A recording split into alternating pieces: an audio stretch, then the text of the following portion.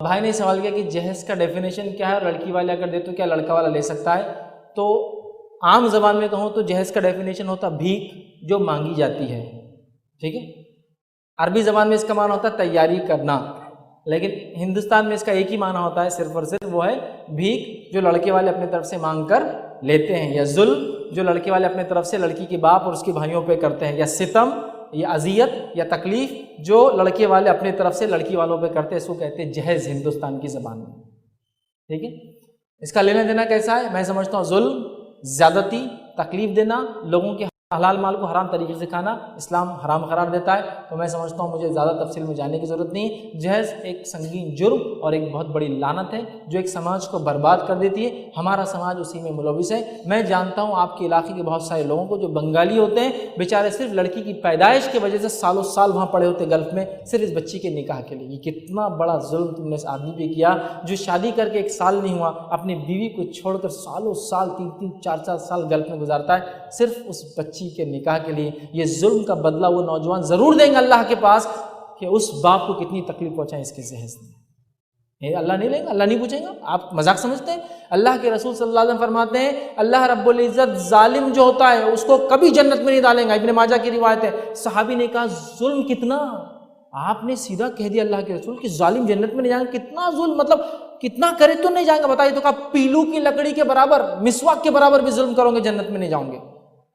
उलमा तशरीह में लिखते हैं मिसवाक से मुराद या तो उसका साइज कि एक बाली जमीन ले लिया, मिसवाक कितनी होती है, मिसवाक कहते हैं दांत में, वो उसका साइज मतलब बालिश, या उसकी कीमत 5-10 रुपये, ये भी जुल्म है। ये भी जुल्म है। पीलू की लकड़ी, ये अदना चीज इस्तेमाल की। बुरश घूम गया तो हम कभी बोलते हैं लानत हो जिसने मेरा बुरश चुरा दिया, चुरा के ले गए, नहीं, अदना चीज जुल्म है, जुल्म है। तो आप मजाक समझते जहेज को? जो तकलीफ है वो भाई उठाते हैं, जिनकी बहनें होती है और वालिद नहीं होते, दुनिया से गुजर जाते हैं। वज़ियत को याद करो।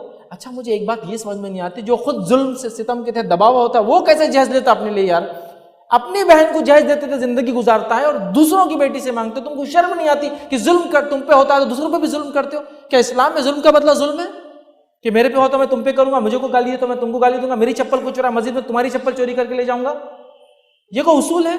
ये तो वही हो रहा ना, मेरे कुआ मैं तुमको करूंगा। बंद करो इस लानत को, इस सिस्टम को खत्म करो। लेकिन सवाल का दूसरा हिस्सा, क्या एक शख्स अपनी बेटी को तोहफा दे सकता है दामाद को?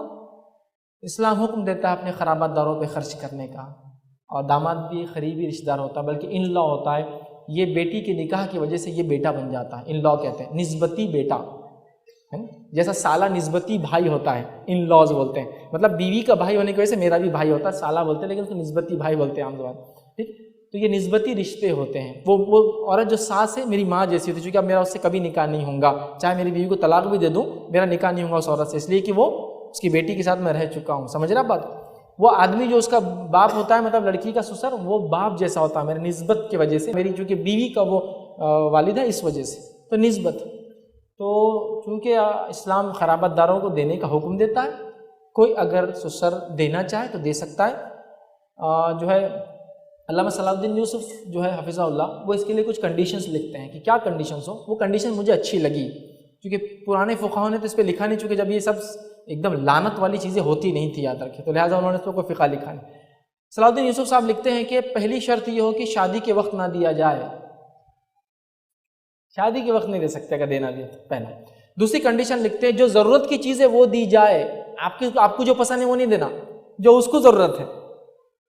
मतलब जैसा कि दामाद गरीब है, गाड़ी नहीं है बेचारे के पास, तो गाड़ी की ज़रूरत है, तो आप वो नहीं देना जो आपको होना, उससे पूछना कि मैं कुछ देना चाह रहा हूँ तो कुछ दे दूँ क्या आपको गाड़ी वगैरह, जो उसकी ज़रूरत है। तीसरा वो लिखते हैं कैश दिया जाए तो ज़्यादा अच्छा, इसलिए कि जो ज़रूरत हो वो ले लेगा खुद, वरना क्या होता है शर्मा शर्मी में बोलेगा नहीं आप तो अच्छी दिला नहीं, उसको उसकी ज़रूरत नहीं थी। जैसा आप कोई ससुर खुशी में अपने दामाद को एसी लगा दे रहा, उसके पैसे भरने के नहीं है बिल को, क्योंकि एसी से महंगा उसका बिल रहता है तो बोलते हैं वैसा मत करो, फिर कैश दे दो, वो खुद कूलर ले लेगा, उसको मालूम है ठंडक के लिए कूलर ज़्यादा अच्छा, मेरे लिए एसी अच्छा नहीं, तो बेटर है। बट सजेस्टेबल है, उनके सजेशन है और मुझे अच्छे लगे ये सब सजेशन। एक तो शादी के वक्त ना दिया जाए, जो चीज़ ज़रूरत की वो दी जाए। तीसरा कैश दे दिया तो ज़्यादा बेहतर है वो लिखते हैं। चौथा वो लिखते हैं लोगों के दबाव में आके ना दिया जाए, अपनी मर्जी से दिया जाए, वो लोग क्या बोलेंगे नहीं। पांचवा वो लिखते हैं दामाद ये ना समझे कि ये मेरा हक था, ससुर ने दिया तो क्या बड़ा काम किया, नहीं, हक नहीं है बोलते हो। दामाद ये ना समझे कि उसका राइट था, हक था, बल्कि वो लिखते हैं हक नहीं था, ये वो जो अल्लाह ने ससुर को दिया है और वो अपने रिश्तेदारों में कुछ खर्च करना चाहता है, लिहाजा उस वजह से खर्च करते हैं, तुम्हारा हक नहीं है। तो ये कंडीशंस 5 उन्होंने लगाई है। तो जहेज़ याद रखिए, नौजवानों से गुजारिश करूँगा, अज़्म करो कि भीख नहीं मांगोगे शादी में। जहेज़ तो बोलूँगा ही नहीं मैं इसको, मैं भीख बोलता हूँ, मॉडर्न भिखारियों की चाल बोलता हूँ, सब कुछ बोलता हूँ, ठीक है, ये भीख है। लेकिन एक भिखारी होता खड़े कपड़े में बोलता भीख दे दो बाबा, और एक भिखारी स्टैंडर्ड आता और बोलता देना है तो इतने में है। ये अपना बकरा नहीं, सॉरी, बेटा है, और मंडी में रेट ये चल रहा है इसका, अभी देते तो ये है तुम्हारे पास, नहीं तो दूसरा कस्टमर खड़ा हुआ है। आप लोगों को बकरा नहीं समझेंगे, आपको बैल समझेंगे कुर्बानी का। ये ज़्यादा अच्छा मिसाल है यहाँ के लिए। कुर्बानी का बैल बहुत शान से शौकत से होता है यहाँ बहरहाल आपके इलाके में। ला के शान शौकत वक़ार और इस्लाम की क्या क्या समझा जाता है उसको, बिल्कुल एकदम गैर मुस्लिमों के ऊपर दबदबा, ये कुछ भी नहीं है। कुर्बानी बस अल्लाह के लिए कीजिए, किसी को दिखाने मत कीजिए, ना नॉन मुस्लिम्स को ना मुसलमानों को, अल्लाह के लिए कीजिए। बहरहाल बहुत लाते तो ये मेरा बैल है, तैयार किया मैंने इसको, हाँ कितने दांत वाला चेक कर लो मुंह खोल के, इसकी उम्र वगैरह 25 साल का, 26-27 साल का, और इसकी कीमत ये बोली जा रही है मार्केट में, भैया देखो ग्रेजुएशन है तो 1 लाख जोड़े की रकम इतना जहेज, पोस्ट ग्रेजुएशन है 3 लाख, डॉक्टर है 10 लाख, क्या है बोलो। अब जो बोली लगाए उसको मिल जाता है। अच्छा, अब क्या होता है, वालिदैन मेरे पास कभी कराते हैं, बोलते हैं वो हमारी बहू ने हमारे बेटे को लेके चले गई, मतलब बेटा अलग रह रहा। तो मैं पूछता हूँ बेटा बेचे थे या बहू को लेकर आए थे?